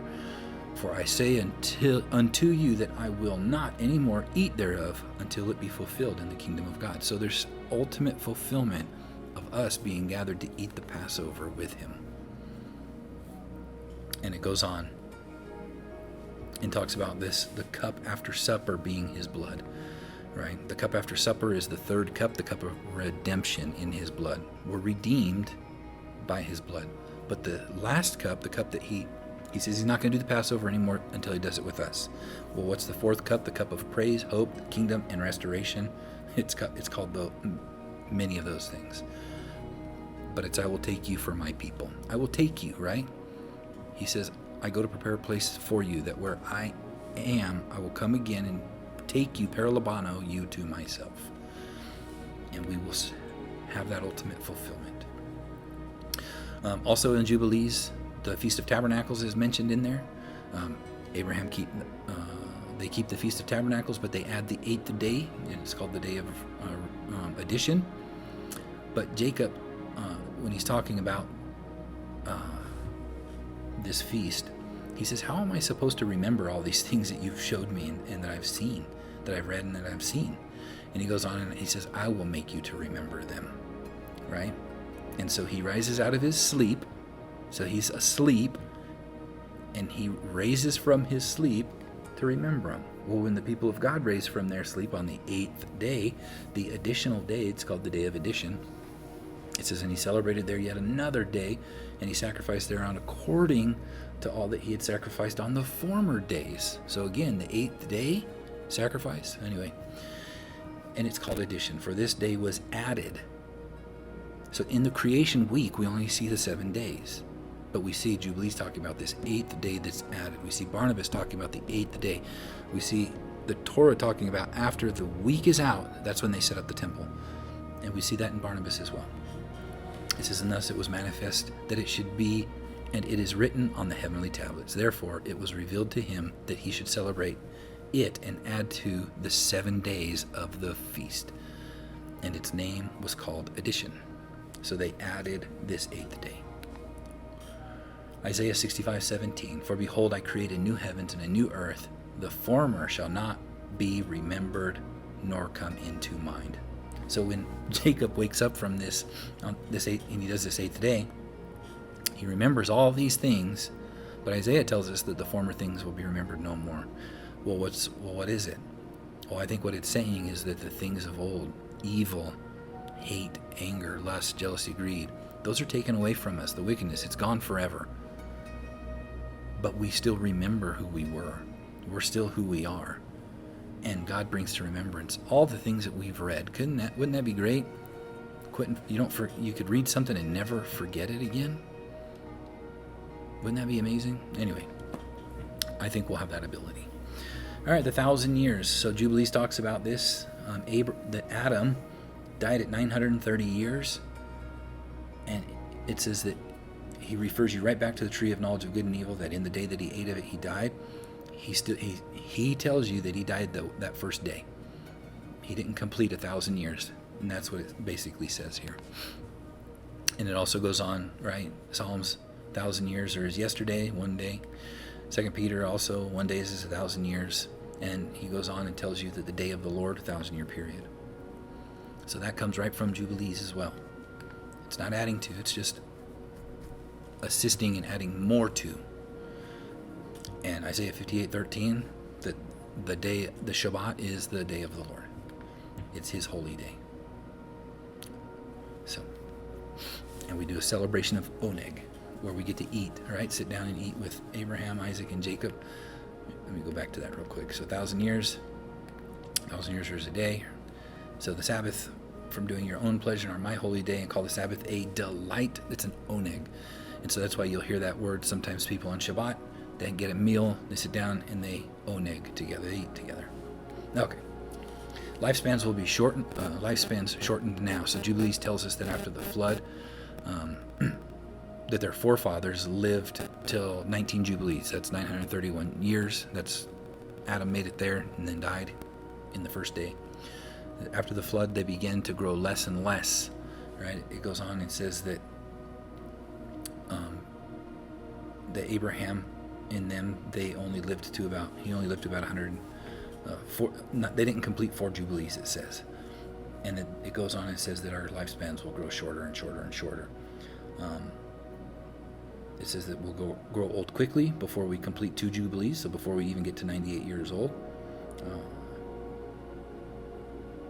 And it goes on and says, and in those days, right, all of our knowledge shall vanish away. And that's what we do in our old age. We begin to become forgetful.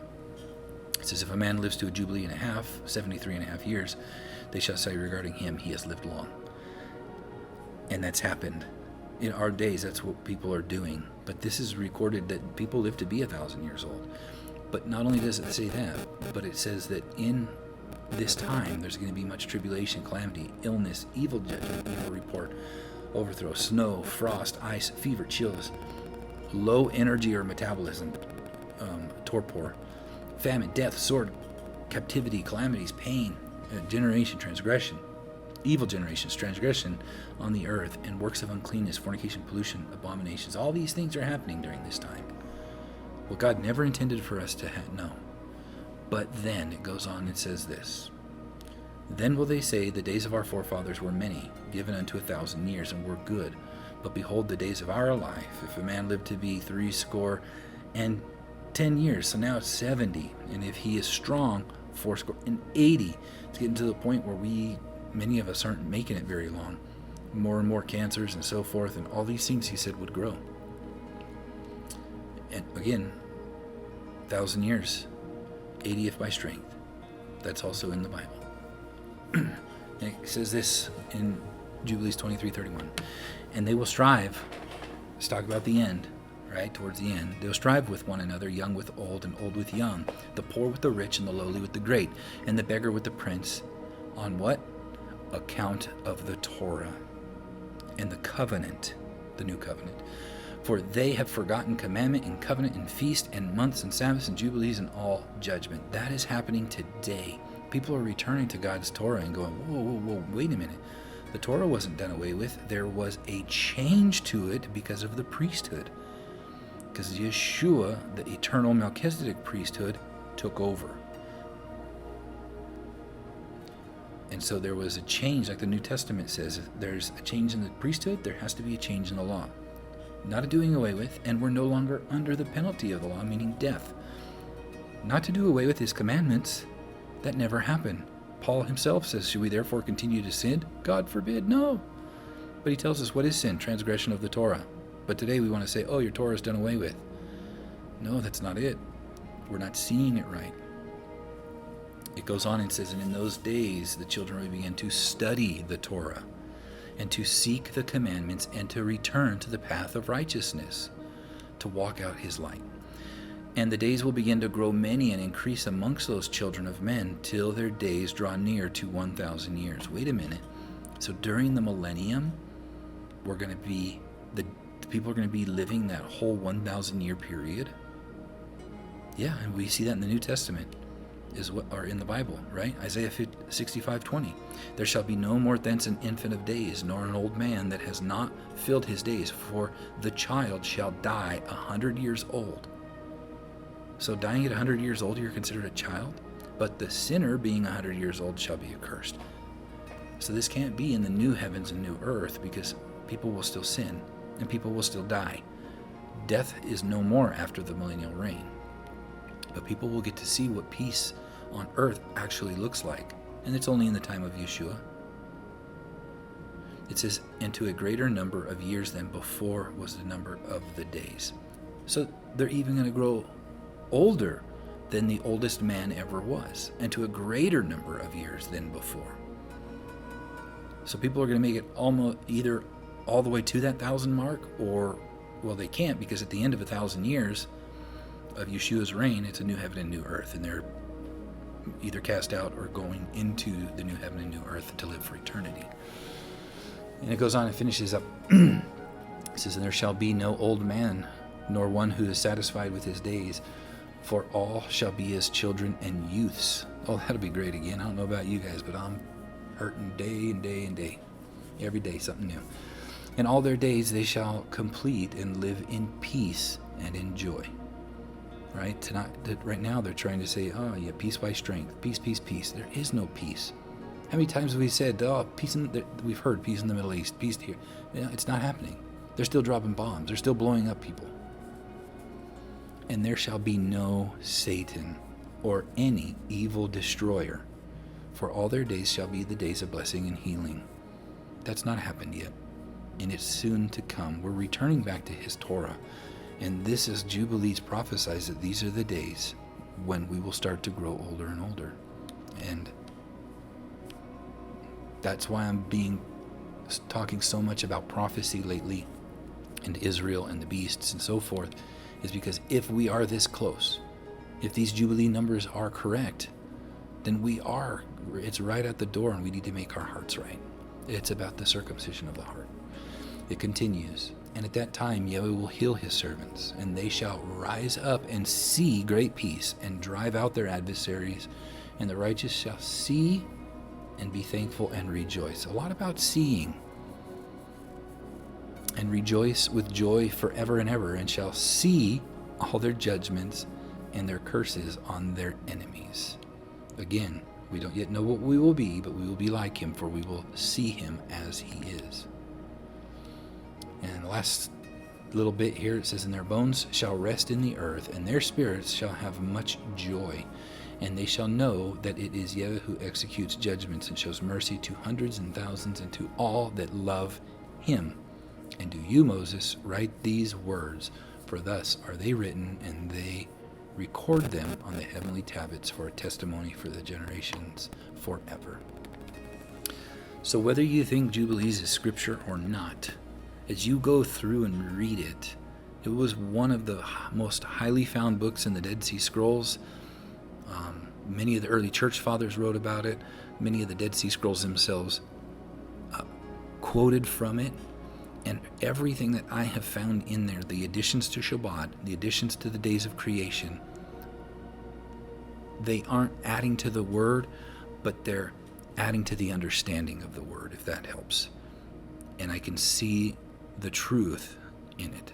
So, with that said, I hope that this teaching has blessed you. May Yahweh bless you and keep you. Yahweh make his face shine upon you and be gracious to you. Yahweh lift up his face upon you and give you peace. Until next time, Shalom.